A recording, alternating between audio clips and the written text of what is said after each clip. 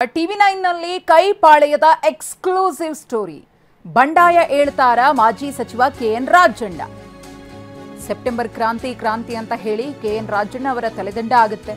ಇದೀಗ ಮತ್ತೊಮ್ಮೆ rebel ಆಗ್ತಿದ್ದಾರಾ K N Rajanna ಅನ್ನೋ ಪ್ರಶ್ನೆ. ಯಾಕಂದ್ರೆ ಸ್ವಪಕ್ಷದ ವಿರುದ್ಧವೇ ರಾಜಣ್ಣ ಬಂಡಾಯ ಏಳ್ತಾರ. ಕಾಂಗ್ರೆಸ್ ಅನ್ನೇ ಮುಗಿಸಿದ್ವಿ ಅಂತಾನೆ ಸುಳಿವು ಕೊಟ್ರ. 2004ರ ಸನ್ನಿವೇಶವನ್ನ ಉಲ್ಲೇಖಿಸಿ ರಾಜಣ್ಣ ಸುಳಿವನ್ನ ಕೊಟ್ರ ಅನ್ನೋ ಪ್ರಶ್ನೆ. ಸಚಿವ ಸ್ಥಾನದಿಂದ ವಜಾಗೊಳಿಸಿದ್ದಕ್ಕೆ ಇನ್ನೂ ಕೂಡ ಆ ಅಸಮಾಧಾನ ಹೊಗೆ ಆಡ್ತಾ ಇದೆ. ನಿನ್ನೆ ನಡೆದಂತಹ ಕಾರ್ಯಕ್ರಮದಲ್ಲಿ ಕಾಂಗ್ರೆಸ್ನ ಬಾವುಟ ಎಲ್ಲೂ ಕೂಡ ಕಾಣಿಸಿಲ್ಲ. ಮಧುಗಿರಿಯ ದೊಡ್ಡೇರಿಯಲ್ಲಿ ನಡೆದಂತಹ ಬೈಕ್ ರ್ಯಾಲಿಯಲ್ಲಿ ಕಾಂಗ್ರೆಸ್ ಬಾವುಟ ಎಲ್ಲೂ ಕೂಡ ಕಂಡು ಬಂದಿಲ್ಲ. ಹಾಗಾಗಿ ಕಾಂಗ್ರೆಸ್ಗೆ ದೊಡ್ಡ ಮಟ್ಟದಲ್ಲಿ ಪೆಟ್ಟು ಕೊಡೋದಕ್ಕೆ ರಾಜಣ್ಣ ರೆಡಿಯಾಗಿದ್ದಾರೆ. ತುಮಕೂರಿನಲ್ಲಿ ಕಾಂಗ್ರೆಸ್ ವೈಟ್ ವಾಶ್ ಆಗಬಹುದು, ಕಾಲವೇ ಅದನ್ನ ನಿರ್ಣಯಿಸುತ್ತೆ ಎಂದಿದ್ದಾರೆ ಕೆಎನ್ ರಾಜಣ್ಣ. ಜಿಲ್ಲೆಯಲ್ಲಿ ಮತ್ತೆ ಕಾಂಗ್ರೆಸ್ ವೈಟ್ ವಾಶ್ ಆಗಬಹುದು ಅಂತ ಜನಸಂಪರ್ಕ ಸಭೆಯಲ್ಲಿ ಶಾಸಕ ಕೆಎನ್ ರಾಜಣ್ಣ ಮಾತನಾಡಿದ್ದಾರೆ. ದೊಡ್ಡೇರಿ ಹೋಬಳಿಯಲ್ಲಿ ನಾನು ಶಾಸಕ ಆಗಿದ್ದು 2004ರಲ್ಲಿ ಆಗಿದ್ದು. ಆಗ ಈ ಕಾಂಗ್ರೆಸ್ ಪಾರ್ಟಿ ನನಗೆ ಸರಿಯಾಗಿ ಗೌರವ ಕೊಡಲಿಲ್ಲ ಅಂತ ನಾನು ಜನತಾದಳಕ್ಕೆ ಸೇರ್ಕೊಂಡು ಈ ಜಿಲ್ಲೆನಲ್ಲಿ ಸ್ಪರ್ಧೆ ಮಾಡಿದಾಗ ಕಂಪ್ಲೀಟ್ ಕಾಂಗ್ರೆಸ್ ವೈಟ್ ವಾಶ್ ಮಾಡಿದ್ದು.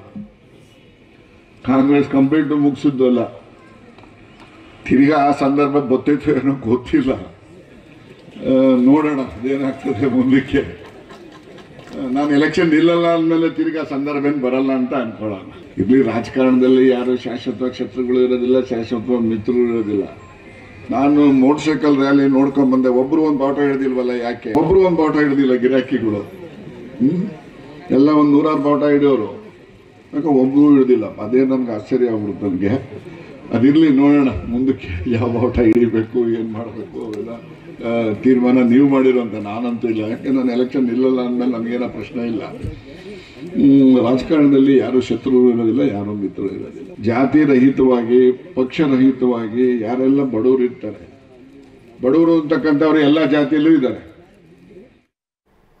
ಈ ಕುರಿತು ಮತ್ತಷ್ಟು ಮಾಹಿತಿಯನ್ನು ಕೊಡೋದಕ್ಕೆ ನಮ್ಮ ಪ್ರತಿನಿಧಿ ಪ್ರಸನ್ನ ಇದೀಗ ನೇರ ಸಂಪರ್ಕದಲ್ಲಿದ್ದಾರೆ. ಪ್ರಸನ್ನ, ಕೆಎನ್ ರಾಜಣ್ಣ ಸ್ವಪಕ್ಷದ ವಿರುದ್ಧವೇ ಮತ್ತೆ ರೆಬೆಲ್ ಆದ್ರ ಇದು ಎಚ್ಚರಿಕೆನಾ ಅಥವಾ ಎಚ್ಚೆತ್ಕೊಳ್ಳಿ ಅಂತಾನ, ಹೇಗೆ ಅಂತ ವಿಶ್ಲೇಷಣೆ ಮಾಡಲಾಗ್ತಿದೆ ಇದನ್ನ? ಮಧುಶ್ರೀ, ರಾಜಣ್ಣ ಅವರು ನಿನ್ನೆ ಮಧುಗಿರಿಯಲ್ಲಿ ಆಡಿರುವಂತಹ ಮಾತು ಇದೀಗ ಎರಡು ಕೋನಗಳಿಂದ ಸಾಕಷ್ಟು ಮಹತ್ವವನ್ನು ಪಡೆದುಕೊಂಡಿದೆ. ಒಂದು, ತುಮಕೂರು ಜಿಲ್ಲಾ ಕಾಂಗ್ರೆಸ್ನ ಭವಿಷ್ಯದ ದೃಷ್ಟಿಯಿಂದ ಈ ರಾಜಣ್ಣ ಅವರ ಹೇಳಿಕೆ ಅತ್ಯಂತ ಗಂಭೀರವಾಗಿ ತೆಗೆದುಕೊಳ್ಬೇಕಾಗುತ್ತೆ. ರಾಜಣ್ಣ ಅವರ ಭವಿಷ್ಯದ ದೃಷ್ಟಿಯಿಂದಲೂ ಕೂಡ ಅವರು ಅತ್ಯಂತ ಮಾರ್ಮಿಕವಾಗಿ ಒಂದಷ್ಟು ಮುನ್ಸೂಚನೆಯನ್ನ ಕೊಟ್ಟಂತೆ ಕಂಡು ಬರ್ತಾ ಇದೆ. ಹೇಳಿ ರಾಜಣ್ಣ ಅವರಿಗೆ ಸಚಿವ ಸಂಪುಟ ವಂಚಿತರಾದ ಬಳಿಕ ಎಲ್ಲ ಒಂದ್ ಕಡೆ ತಮಗೆ ಕಾಂಗ್ರೆಸ್ ಸರಿಯಾಗಿ ನಡೆಸ್ಕೊಳ್ತಿಲ್ಲ ಅನ್ನುವಂತಹ ಬೇಸರಗಳಿದಾವೆ.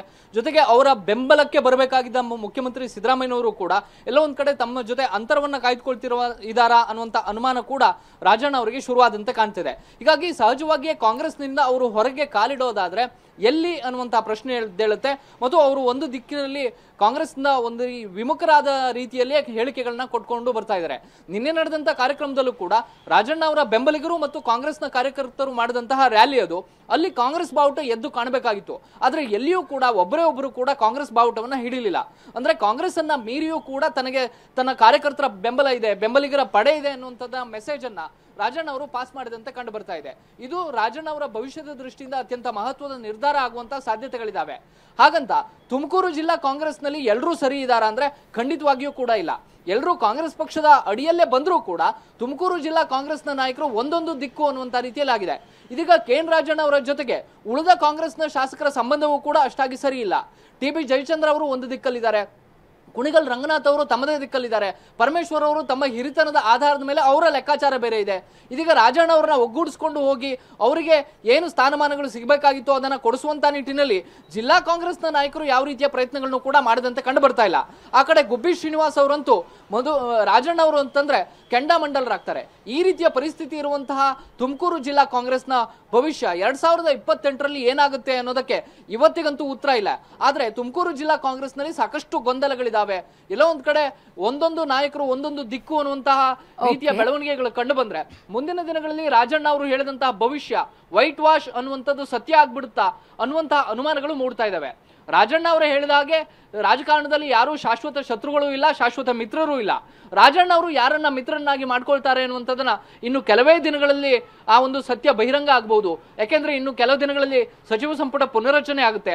ಅಂತ ಸಂದರ್ಭದಲ್ಲೂ ಕೂಡ ರಾಜಣ್ಣ ಅವರಿಗೆ ಮತ್ತೆ ಅವಕಾಶ ಸಿಗಲೇ ಇಲ್ಲ ಅಂತಂದ್ರೆ ರಾಜಣ್ಣ ಅವರು ಸಹಜವಾಗಿ ತನ್ನ ಮಗನ ಭವಿಷ್ಯ ತನ್ನ ಭವಿಷ್ಯ ದೃಷ್ಟಿಯಲ್ಲಿ ಇಟ್ಕೊಂಡು ಒಂದು ಕಾಲನ್ನ ತೆಗೆದು ಹೊರಗಿಡ್ತಾರಾ ಅನ್ನುವಂತ ಪ್ರಶ್ನೆಗಳು ಈಗಂತೂ ಮೂಡ್ತಾನೆ ಇದಾವೆ. ತುಮಕೂರು ಜಿಲ್ಲಾ ಕಾಂಗ್ರೆಸ್ನ ನಾಯಕರು ಒಗ್ಗೂಡ್ಕೊಂಡು ಹೋಗ್ಲಿಲ್ಲ ಅಂತಂದ್ರೆ ರಾಜಣ್ಣ ಅವರು ಹೇಳಿದಂತ ವೈಟ್ ವಾಶ್ ಏನಾಗುತ್ತೆ ಅನ್ನುವಂತ ಸಾಕಷ್ಟು ಪ್ರಶ್ನೆಗಳು ಮೂಡ್ತಾ ಇದಾವೆ. ಹೀಗಾಗಿ ರಾಜಣ್ಣ ಅವರ ಹೇಳಿಕೆ ಇವತ್ತಿನ ದೃಷ್ಟಿಯಿಂದ ಅತ್ಯಂತ ಮಹತ್ವವನ್ನು ಪಡೆದುಕೊಳ್ಳುತ್ತೆ. ಮಧುಶ್ರೀ, ಧನ್ಯವಾದ ಪ್ರಸನ್ನ ತಮ್ಮೆಲ್ಲ ಮಾಹಿತಿಗಾಗಿ.